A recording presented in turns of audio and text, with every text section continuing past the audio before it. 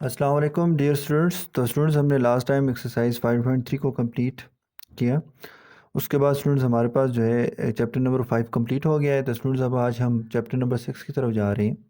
तो स्टूडेंट्स हमारे पास जो है चैप्टर नंबर 6 जो है उसका जो नाम है, जो मतलब जिसके बारे में हम स्टडी करने जा रहे हैं चैप्टर नंबर 6 के अंदर, वो है रेशो प्रोपोर्शन।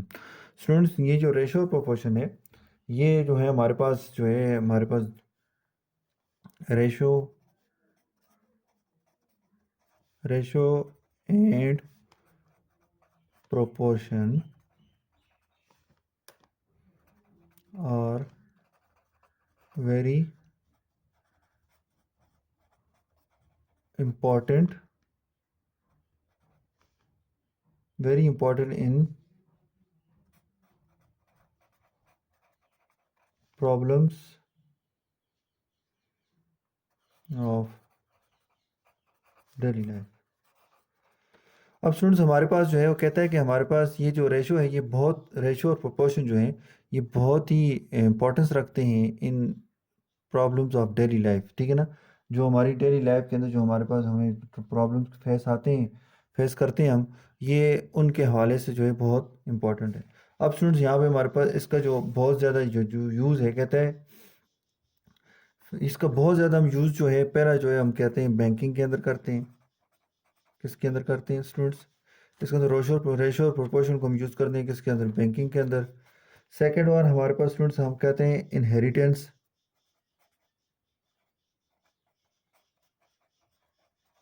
इनहेरिटेंस के अंदर यूज़ करते हैं इसको, विरासत भी कहते हैं। तो विरासत के अंदर यूज़ करते हैं स्टूडेंट्स विरासत। इनहेरिटेंस मतलब कि जो पीछे जो एक इंसान अगर फौत हो जाता है और उसके अगर बच्चे बीवी बच्चे हैं या बहन भाई हैं, तो उनके उनके उसके पास जितनी भी उसकी जो जायदाद होगी या उसके पास जितना भी बैंक बैलेंस होगा या कैश में जो रुपीज़ होंगे, उसको जो है जब हम क्या करते हैं जो वो फौत हो जाते हैं, तो उसके बाद जो उसके पास जो पीछे उसकी जो चीज़ें रह जाती हैं, चाहे वो कैश पैसे हों, चाहे वो ज़मीनें हों, चाहे जिस हालत में जो भी चीज़ हो, उसको जो हम क्या कहते हैं इनहेरिटेंस यानी विरासत जो है उसको कहते हैं। तो वो जब हमारे पास जो है उसको हम कैसे उनके बच्चों में, बीवी बच्चों में और बहन भाइयों में अगर हमने डिवाइड करने हैं, तो कैसे करते हैं? तो वो ये भी हम स्टूडेंट्स रेशो और प्रोपोर्शन की मदद से, रेशो की मदद से करते हैं। उसके बाद स्टूडेंट्स हमारे पास जो है बिजनेस के अंदर हम यूज़ करते हैं। तो बिजनेस के अंदर ये हमारे पास जो है हम इसको इस्तेमाल करते हैं, जो कारोबार होता है, कारोबार के अंदर हम इसको यूज़ करते हैं, यानी ये यूज़ होती है। इसके अलावा स्टूडेंट्स वो कह रहे हैं कि हमारे पास जो है लैंड मयरिंग, ये जो लैंड है, लैंड मयरिंग के अंदर यूज़ होता है, यानी जब हम क्या करते हैं किसी ज़मीन को नापते हैं, ठीक है ना, उसकी पैमाइश करते हैं, उसके लिए हम इसको यूज़ करते हैं। पाँचवें नंबर पे हमारे पास जो है वो है इन मैपिंग,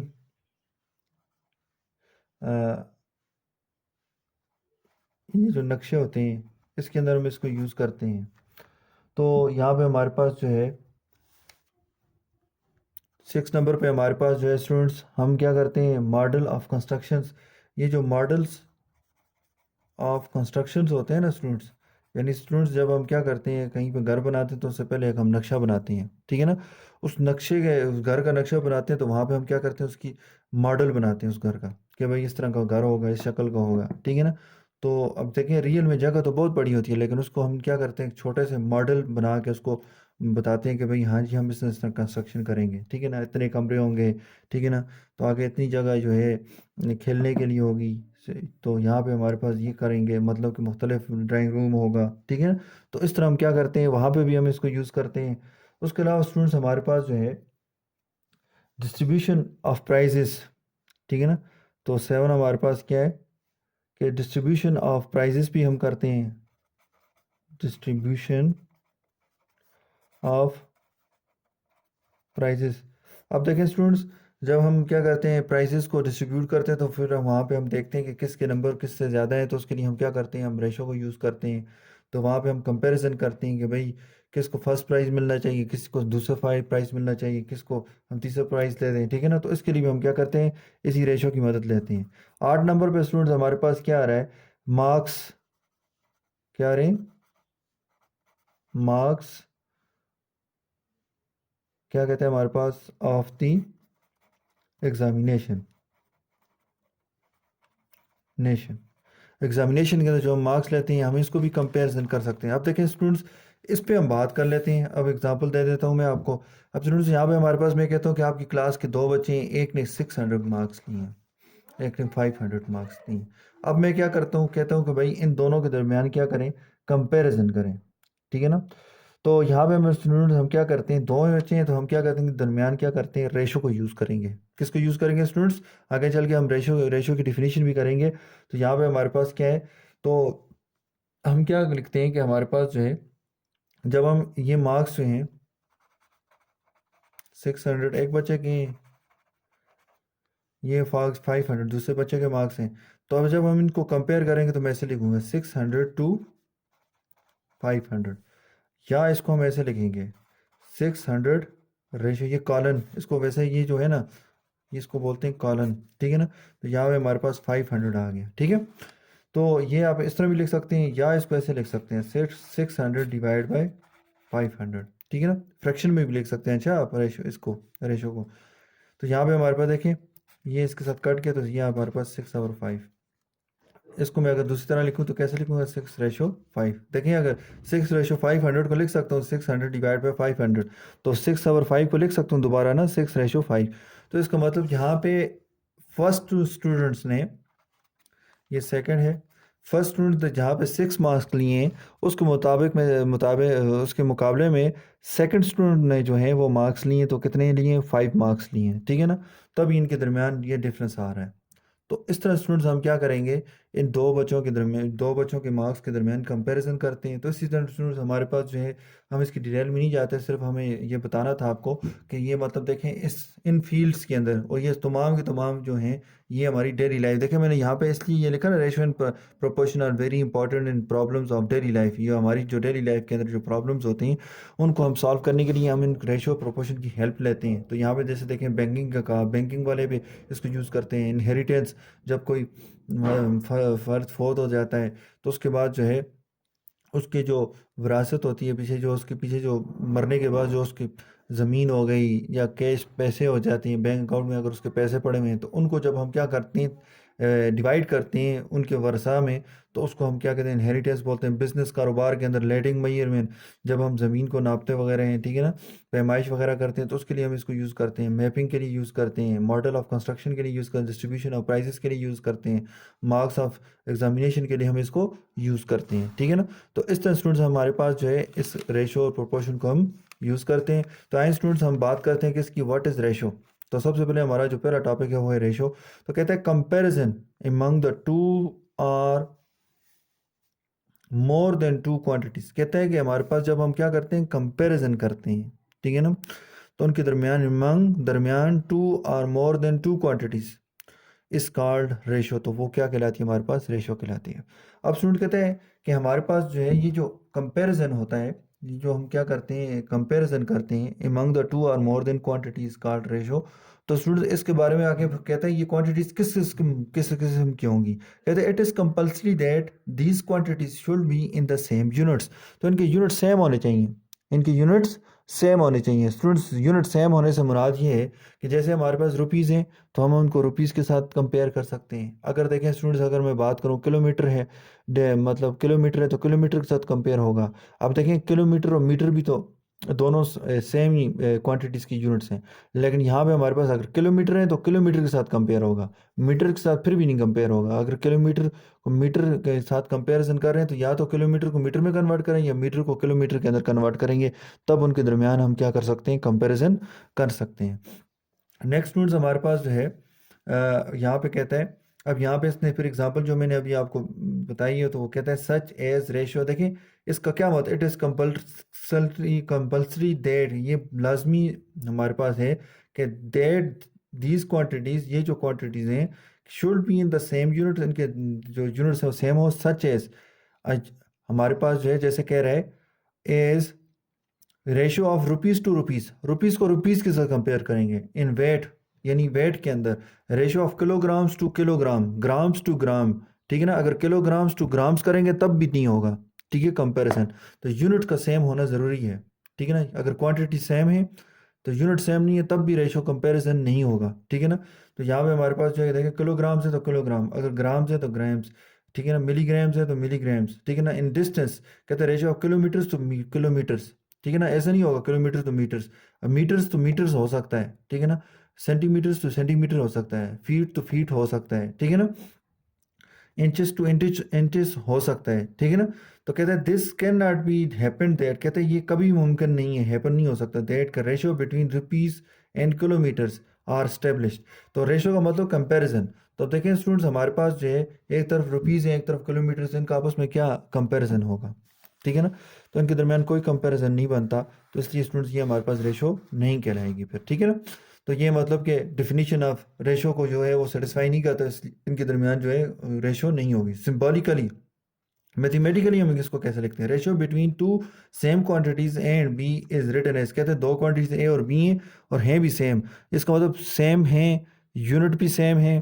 तो कहते हैं written as A ratio B, A ratio B और ए ओवर बी, हम इसको ए रेशो बी को ए ओवर बी यानी फ्रैक्शन फॉर्म में भी लिख सकते हैं। अच्छा, तो यहाँ पे हमारे पास द सिंबल ये कॉलन लिखा हुआ है, कॉलन मीन्स ए रेशो मीन्स रेशो, ठीक है ना। तो हम इसको पढ़ सकते हैं एंड रीड एज। अब ये जो ए कॉलन बी लिखा हुआ है या ए और बी लिखा हुआ है ना, उसको कहते हैं हम कैसे पढ़ सकते हैं, तो उसके बारे में बता रहा है हमें कि देखें इसको हम पढ़ सकते हैं ए टू बी, ये जो नहीं है ये जो ए रेशो ये लिखा हुआ है जो यहाँ पे हमारे पास ये वाला, ठीक है ना। इसके बारे में कह रहे हैं कि हम इसको कह सकते हैं ए टू बी और ए रेशो बी, हम इसको ए रेशो बी बोल सकते हैं। ये जो फर्स्ट वाला है ना, इसको हमेशा कहेंगे इस कॉल्ड ए के बारे में, इस फर्स्ट के बारे में बात कर रहे हैं, फर्स्ट क्वांटिटी के बारे में बात कर रहा है। तो ए इज कॉल्ड एंटीसीडेंट एंड जो सेकंड क्वांटिटी है उसके बारे में कहते हैं बी इज कॉल्ड कॉन्सिक्वेंट, ठीक है ना। तो ये आपके पास जो है स्टूडेंट्स, ये जो स्टार्ट में जो डिटेल थी रेशो के बारे में हमने पढ़ ली। अब स्टूडेंट्स हम एक्सरसाइज 6.1 की तरफ जाएंगे और इसके क्वेश्चंस को सॉल्व करेंगे। तो वहाँ पे इन सब चीज़ों को जो हमने डिस्कस की इनको एक्सप्लेन करेंगे with the help of question. तो स्टूडेंट्स हमारे पास exercise 6.1, exercise number 6.1, question number 1 है, कहते हैं find the ratio between the following quantities and reduce them to the lowest form. तो स्टूडेंट्स हमारे पास हमने दो काम करने हैं, एक तो उनके दरमियान जो रेशियो है क्वांटिटीज रिड्यूस करना है, उसको रिड्यूस भी करना है किसके, लोएस्ट फॉर्म के अंदर। अब स्टूडेंट्स हमारे पास हमने बाय डिफिनीशन अगर हम बात करें तो डिफिनीशन कहती है कि हमारे पास जो रेशियो जो होगी वो सेम क्वांटिटीज़ होंगी और यूनिट भी सेम होंगे। अब देखें स्टूडेंट्स हमारे पास क्या है, ये रुपीज़ है तो ये भी रुपीज़ है, तो सेम क्वांटिटीज़ है ना। तो अब देखें यहाँ पे हमारे पास जो है यूनिट भी सेम है इसके, तो इट्स मीन स्टूडेंट्स हमारे पास जो है हम कह सकते हैं, सबसे पहले हम ये भी लिख सकते हैं द गिवन क्वांटिटीज आर, तो क्या है हमारे पास क्वांटिटीज, रुपीज़ 450 एंड 525 रुपीज़। अब स्टूडेंट्स हमने क्या करना है, इनके दरमियान रेशो की बात कर रहे हैं। तो अब देखिए स्टूडेंट्स हमने कहा था अब इसके यूनिट्स को छोड़ दें, ये रुपीज़ को हम सिर्फ नंबर्स को लेते हैं। तो अब देखें हम इसको लिख सकते हैं, हमने कहा था 450 टू 525 ऐसे भी लिख सकते हैं। फिर हमने कहा था आर, इसको हम ऐसे भी लिख सकते हैं 450 रेशो 525, ये भी हो सकता है स्टूडेंट्स। अब इसको स्टूडेंट्स हमारे पास जो है इसको हम लिख सकते हैं आर, तो ये हमारे पास क्या था 450 डिवाइड बाय 525। अब सुनिए ये फ्रैक्शन में कन्वर्ट हो गया है। अब फ्रैक्शन वाले को अगर डिवाइड करना हमारे लिए आसान होता है तो हम इसको क्या कर देते हैं, डिवाइड कर देते हैं। डिवाइड करके अब देखें इसकी लोएस्ट रिड्यूस, कहते हैं एक क्वेश्चन तो यहाँ तक आ गया ना कि बिटवीन द रेशो फाइंड करें और साथ में रिड्यूस भी करें। तो देखें यहाँ तक तो आ गया हमारे पास question, and reduce them to the lowest form, तो लोएस्ट फॉर्म के अंदर भी कन्वर्ट कर देते हैं। अब स्टूडेंट्स यहाँ पे हमारे पास देखें इस नंबर के लास्ट में 0 आता है, इस नंबर के लास्ट में 5 है, तो इसका मतलब दोनों 5 भी डिवाइड होते हैं, 5 1 और 5, 2 छोटा है 5 से तो 0 लग जाएगा, 25 हो जाएगा, 5 5 से 25। नेक्स्ट स्टूडेंट्स हमारे पास 4 छोटा है 5 से, तो यहाँ पे 5 9 ज़र 45 हो जाएगा, और ये 0 आ जाएगा। ये स्टूडेंट्स आप देखें, इस नंबर के लास्ट में 0, इस नंबर के लास्ट में 5 है, तो ये दोबारा 5 डिवाइड होता है। 2 5 ज़ार 10, 5 1 ज़ार 5। यहाँ पे स्टूडेंट्स हमारे पास क्या था, 5 1 ज़ार 5। 9 में से 5 निकालें तो कितने रह जाएंगे हमारे पास, 4। 4 को इसके साथ लगा दें हमारे पास 0 के साथ, तो 40 हो जाएगा। 5 8 ज़ार 40। अब स्टूडेंट्स हमारे पास देखें तो ये दोनों जो हैं, यहाँ पे देखें, अगर मैं इसको यहाँ पे लिख लूँ, 7 3 ज़ार 21, 3 7 ज़ार 21, 3 6 ज़ार 18। तो स्टूडेंट्स ये हमारे पास की जो लोएस्ट फॉर्म बन रही है वो 6/7 बन रही है। या अब स्टूडेंट्स हम इसको दोबारा कन्वर्ट करके लिख सकते हैं 6/7। ठीक है ना। तो इस तरह से स्टूडेंट्स हम क्या कर सकते हैं, इन क्वेश्चंस को सॉल्व कर सकते हैं। ये तो स्टूडेंट्स हमने इसको डायरेक्ट सॉल्व किया है।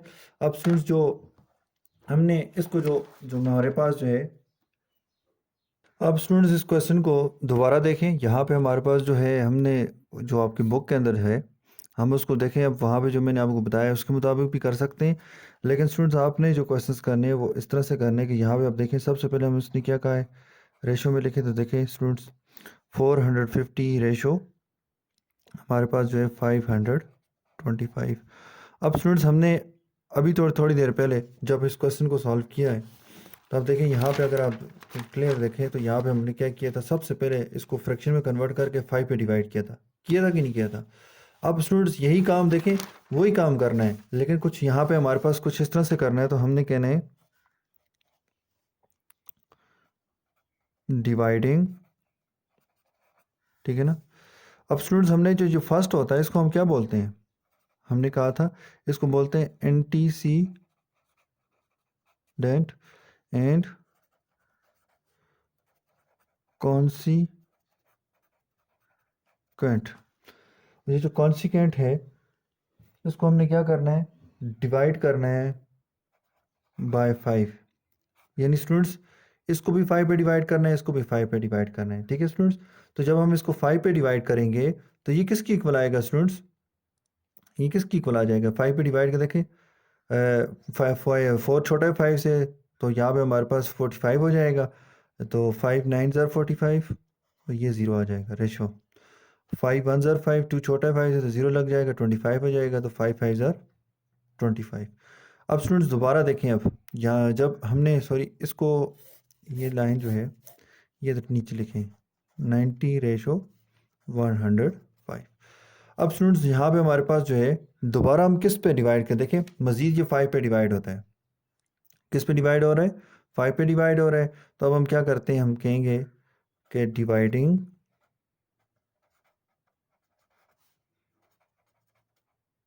एंटीसीडेंट एंड कॉन्सिक्वेंट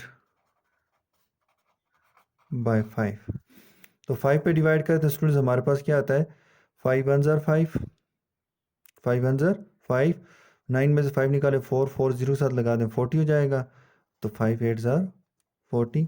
तो यहाँ पे स्टूडेंट्स हमारे पास क्या आता है, 5 2 ज़ार 10, 5 1 ज़ार 5। तो यहाँ पे हमने क्या कहा कि भाई 5 पे डिवाइड किया। ठीक है। नेक्स्ट स्टूडेंट्स हमारे पास जो है, इसको हम किस पे डिवाइड करें, हमारे पास ये मजीद डिवाइड देखें, 1 + 8 9 होता है, 2 + 1 3 है, तो इसका ये 3 पे डिवाइड होता है। तो हम कहेंगे dividing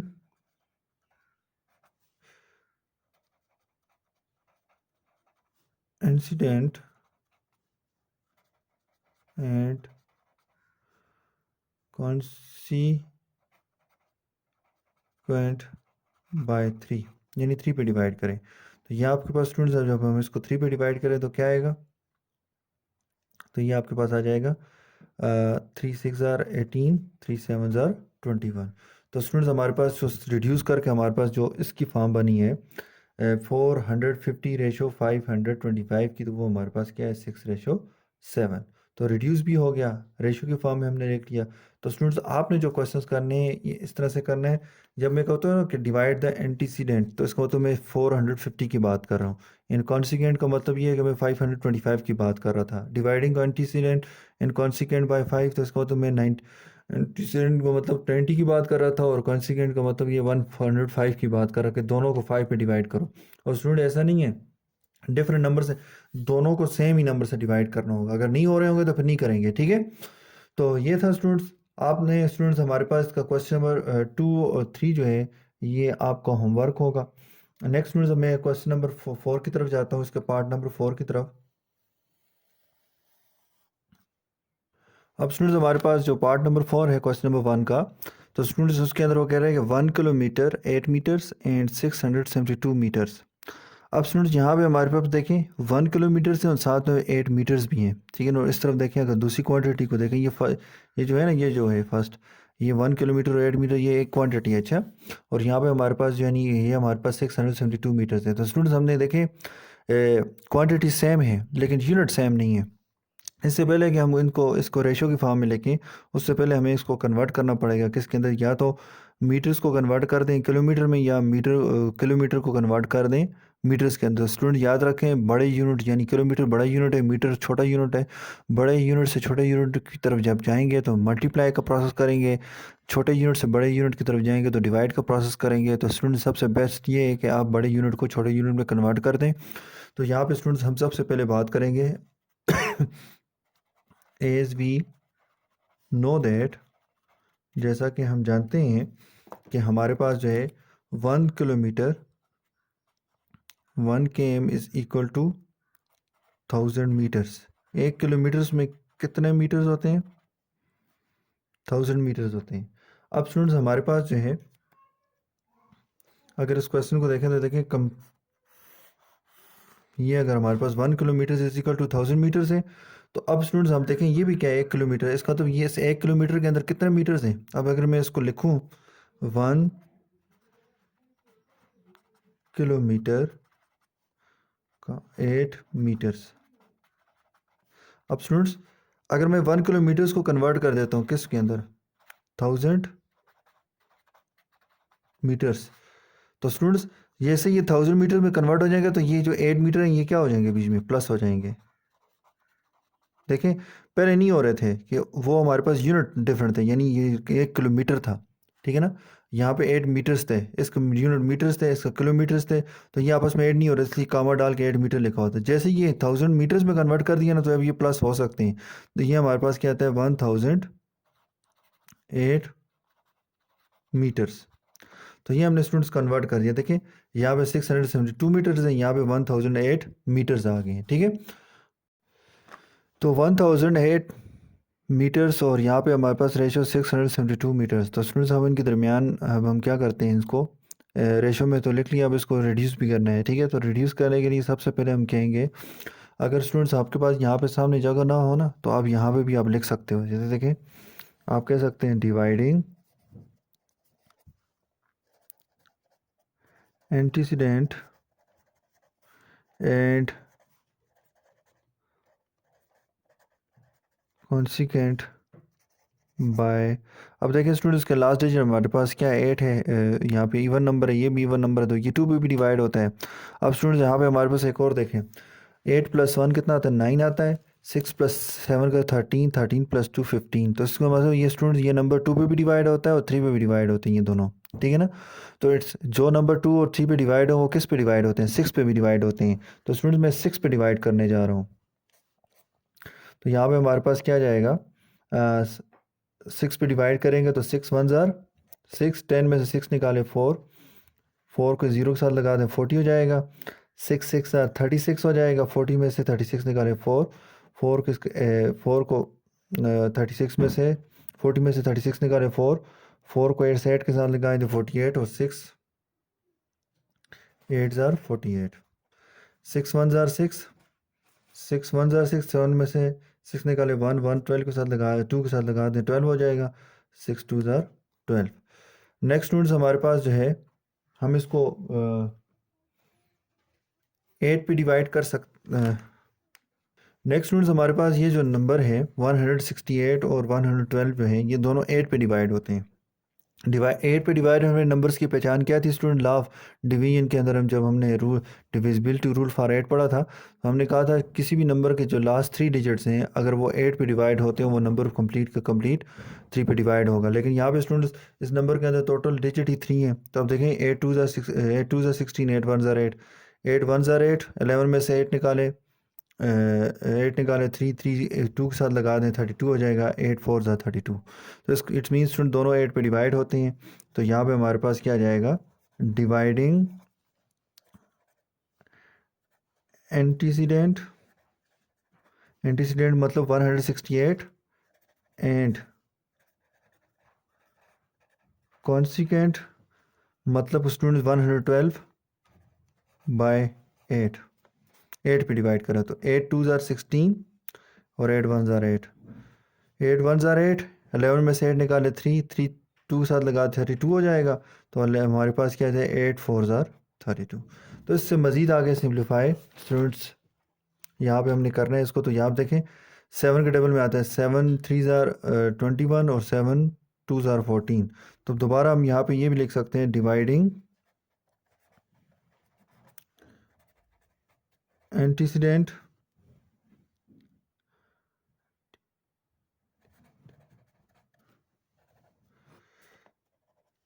antecedent and consequent by 7। तो 7 पे डिवाइड करें इसको। तो यहाँ पे हमारे पास क्या आता है, 7 3 ज़ार 21, 7 2 ज़ार 14। तो स्टूडेंट्स हमारे पास ये रिड्यूस हो गया, इस फॉर्म में कन्वर्ट हो गया। तो इस तरह से स्टूडेंट्स हमने क्या करना है, आपने एक्सरसाइज के क्वेश्चंस को सॉल्व करना है। तो यहाँ पे स्टूडेंट्स हम इसका पार्ट नंबर 5 को भी देखते हैं। पार्ट नंबर 4 हमने देख लिया है। तो पार्ट नंबर 5 के अंदर बात करता है, कहता है कि 2 आवर्स। तो एज यहाँ पे स्टूडेंट्स हमारे पास पार्ट नंबर 5 ये कहता है 2 hours 8 minutes and 3 hours 12 minutes. अब देखिए स्टूडेंट्स, ये हमारे पास ये टाइम के बारे में बता रहा है। तो यहाँ पे 2 आवर्स और 8 मिनट्स, आवर्स और मिनट्स स्टूडेंट्स। तो अब यहाँ पे हमारे पास यूनिट क्या होने चाहिए, टाइम्स के यूनिट जो हैं वो सेम होने चाहिए। तो इसलिए स्टूडेंट्स हमारे पास जो है, या तो आवर्स को मिनट्स में कन्वर्ट कर दें या मिनट्स को आवर में कन्वर्ट कर दें। आवर बड़ा यूनिट है और मिनट छोटा यूनिट है। छोटे यूनिट से आवर्स की तरफ जाएंगे, यानी बड़े यूनिट की तरफ आएंगे तो डिवाइड करेंगे। बड़े यूनिट आर से मिनट की तरफ जाएंगे तो हम मल्टीप्लाई करेंगे। तो स्टूडेंट्स हम यहाँ पे आर्स को मिनट्स में कन्वर्ट करते हैं। तो स्टूडेंट्स यहाँ पे हम कहेंगे as we know that, as we know that, जैसा कि हम जानते हैं 1 hour is equal to 60 minutes. एक आवर के अंदर कितने मिनट्स होते हैं, 60 मिनट्स होते हैं। अब यहाँ पे स्टूडेंट्स हमने कितने आवर्स कर देखें, यहाँ पे हम लिख सकते हैं 2 आवर्स। अब स्टूडेंट्स हम इसको लिख सकते हैं 2 को 2 मल्टीप्लाई बाय 1 आवर्स, 1 आवर। तो स्टूडेंट्स 1 आवर्स किसकी इक्वल है, 1 आवर हमारे पास 60 मिनट्स की इक्वल है। तो यहाँ पे 2 0 0, 2 6 12 मिनट्स। ठीक है। इसी तरह स्टूडेंट्स, जैसे स्टूडेंट्स यहाँ पे हमने 2 आवर्स को कन्वर्ट किया है मिनट्स के अंदर 120 मिनट्स। इसी तरह स्टूडेंट्स हमारे पास यहाँ पे दूसरी जो क्वांटिटी है उसके अंदर 3 आवर्स लिखे हुए हैं। तो 3 आवर्स को मैं लिख सकता हूँ 3 hours is equal to 3 multiply by 1 hours. 3 को लिख लिया, 3 देखें 3 लिखूँ या 3 मल्टीप्लाई 1 लिखूँ, 3 1 से 3 नहीं होता। तो स्टूडेंट्स यहाँ पे हमारे पास 1 आवर्स है, तो 3 मल्टीप्लाई बाय 60। 1 आवर्स के अंदर कितने मिनट्स होते हैं, 60 मिनट्स होते हैं। 3 0 0, 3 6 80 मिनट्स। अब स्टूडेंट्स हमारे पास जो है लिखा हुआ है यहाँ पे 2 आवर्स 8 मिनट्स। जैसे ही स्टूडेंट्स हमने 2 आवर्स को कन्वर्ट कर दिया मिनट्स के अंदर, यानी 120 मिनट्स। तो अब देखें स्टूडेंट्स, ये जो 2 आवर्स जो हमने 120 मिनट्स में कन्वर्ट किए, तो अब 8 मिनट इसमें प्लस हो सकते हैं। तो 8 मिनट्स। तो ये हमारे पास क्या आता है, 128 मिनट्स। नेक्स्ट स्टूडेंट्स हमारे पास क्या आ रहा है, 3 आवर्स, यहाँ पे हमारे 3 आवर्स एंड 12 मिनट्स। अब स्टूडेंट्स यहाँ पे आप देखें 3 आवर्स को हमने कन्वर्ट किया तो कितना है, 180 मिनट्स प्लस 12 मिनट्स। तो ये आपके पास स्टूडेंट्स हमारे पास क्या आता है, 192 मिनट्स। ठीक है।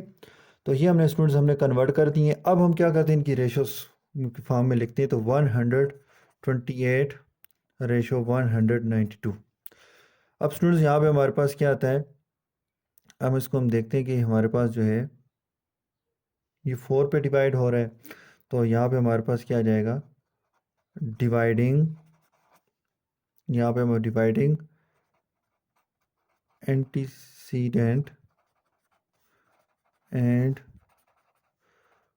कॉन्सिक्वेंट बाय 4, यानी 4 पे डिवाइड करो। तो स्टूडेंट्स यहाँ पे हमारे पास देखें 4 3 ज़ार 12, 4 2 ज़ार 8, 4 4 ज़ार 16, 4 4 ज़ार 16 हो जाएगा। 16 में कितने प्लस करें, 19 आते हैं तो 3 3 इस 19 में 16 निकाले 3, तो 3 2 के साथ लगा दें तो 4 8 ज़ार 32। नेक्स्ट स्टूडेंट्स हमारे पास जो है अगेन ये जो है हमारे पास जो है 4 पे डिवाइड होता है। तो डिवाइडिंग, बल्कि स्टूडेंट्स हम इसको 8 पे डिवाइड करते हैं। तो dividing antecedent and consequent by 8, तो 8 पे डिवाइड कर देते हैं। स्टूडेंट्स हमारे पास क्या आता है, 8 4 ज़ार 32, और यहाँ पे हमारे पास क्या आता है 8 6 ज़ार 48। नेक्स्ट स्टूडेंट्स हमारे पास देखें तो ये लास्ट में हमारे पास डिवाइडिंग एंटीसीडेंट एंड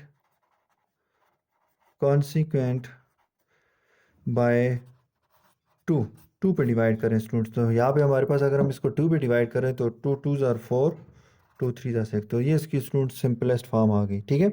तो इस तरह से स्टूडेंट्स हमने क्या करना है, एक्सरसाइज के क्वेश्चंस को भी सॉल्व करना है, सिंपलेस्ट फॉर्म में कैसे कन्वर्ट करना है वो भी हमने स्टडी कर लिया। तो बिल्कुल इसी तरह हमने मज़ीद आगे जो एक्सरसाइज के क्वेश्चंस हैं जो आपको ऑनलाइन होमवर्क दिया जाएगा उसके अंदर भी आपने इसी तरह इस मेथड से आपने क्वेश्चंस को सॉल्व करना है। तो स्टूडेंट्स हमारे पास यहाँ पे क्वेश्चन नंबर 2 है एक्सरसाइज का, कहते हैं convert the ratios into their lowest form. तो स्टूडेंट लोएस्ट फॉर्म में कैसे कन्वर्ट करते हैं, ये हमने क्वेश्चन नंबर 1 के अंदर 3 पार्ट्स किए हैं, उसमें हमने डिस्कस कर लिया। ठीक है। यहाँ पे स्टूडेंट्स हमारे पास ये पॉइंट वाला नंबर है, तो इसको स्टूडेंट्स हम अगर लोएस्ट फॉर्म में कन्वर्ट करें तो कैसे करेंगे। तो स्टूडेंट्स यहाँ पे हमारे पास क्या आता है, आपने क्या करना है, यहाँ पे लिखना है divide dividing antecedent and consequent by 15। तो 15 पे डिवाइड करना है। तो यहाँ पे आप देखें स्टूडेंट्स 15 1 ज़ार 15, 15 2 ज़ार 30, 15 3 ज़ार 45। तो स्टूडेंट यहाँ पे अगर मैं इसको 15 पे डिवाइड करूँ तो ये आंसर आता है 0.1, छोटा है फिर 15 से ना, तो सॉरी 4 छोटा है ना 15 से, तो 0 लगा देंगे और यहाँ पे ये 45 हो जाएगा।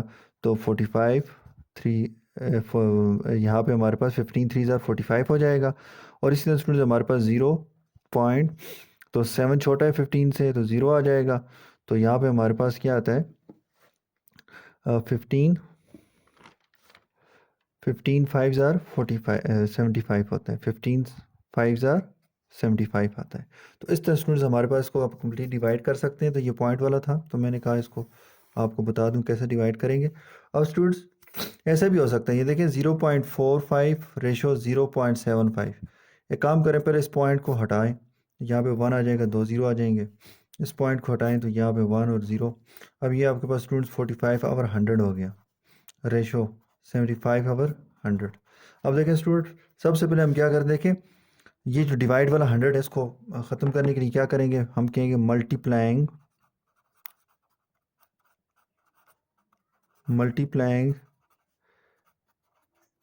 Antecedent and consequent by 100। 100 पे क्या करें, मल्टीप्लाई दोनों तरफ कर लें। ठीक है ना, यानी इस फर्स्ट को भी और सेकंड वाले को भी क्या कर दें, मल्टीप्लाई करा दें। 100 multiply by 45 by 100 ratio 100 multiply by 75 by 100, ये 100 के साथ 100 1 ज़ार 100 100 1 ज़ार 100, तो 45 यहाँ पे रेशो 75 आ जाएगा। और नेक्स्ट स्टूडेंट्स हमारे पास जो है, अगर हम इसको सॉल्व करें तो यहाँ पे हमारे पास क्या आता है 15 के साथ, यानी वो चीज़ हमारे पास क्या आ जाएगा, dividing antecedent and consequent by 15, यानी 15 पे डिवाइड कर दें। जब 15 पे डिवाइड करेंगे तो 15 3 ज़ार 15 3 ज़ार 45 और 15 5 ज़ार 75, तो ये इस तरह भी आंसर आ सकता है इसका स्टूडेंट्स, ठीक है ना।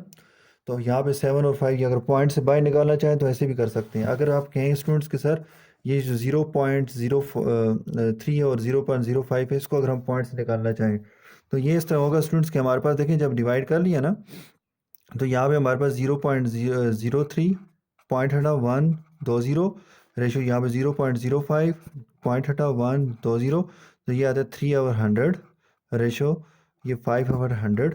तो नेक्स्ट स्टेप के अंदर स्टूडेंट्स हमारे पास 100 क्या हो जाएगा, मल्टीप्लाई दोनों तरफ कर दें 100 को, यानी स्टूडेंट्स ये लिख लें multiply antecedent and consequent by 100, ये देखें multiplying antecedent and consequent by 100, तो 100 के साथ मल्टीप्लाई कर दें 100, यहाँ पे भी ये कैंसिल हो जाएंगे, तो ये 3/5 रह जाएगा। तो यहाँ से भी क्वेश्चन का आंसर आता है। आपकी मर्जी स्टूडेंट्स, आप जिस मेथड से भी इस क्वेश्चन को सॉल्व करना चाहें। नेक्स्ट स्टूडेंट्स हमारे पास आज हमने रेशो के बारे में पढ़ा कि रेशो क्या है, तो कंपैरिजन अमंग द 2 और more than 2 quantities called ratio. फिर हमने स्टूडेंट्स ये देखा कि रेशो जो होती है वो सेम क्वांटिटीज़ और सेम यूनिट रखने वाले क्वांटिटीज़ के दरमियान होती है, क्या कंपैरिजन फाइंड करते हैं, रेशो फाइंड करते हैं हम। इसके अलावा स्टूडेंट्स हमने देखा कि रेशो को सिम्बॉलिकली हम कैसे लिखते हैं, रिप्रेजेंट करते हैं, ठीक है ना। तो यहाँ पे हमारे पास देखें सिम्बॉलिकली हम जो है हम इसको लिखते हैं A/B, कॉलन को हम यूज़ करते हैं दो क्वांटिटीज़ के दरमियान। इसको पढ़ते वक्त हम ऐसे पढ़ते हैं A/B और A/B, तो हम इस तरह इसको पढ़ते हैं स्टूडेंट्स। A/B को हम इक्वल लिख सकते हैं A/B के भी, यानी ये A/B भी हो सकता है, इसको हम A/B यानी फ्रैक्शन की फॉर्म में भी हम कन्वर्ट कर सकते हैं।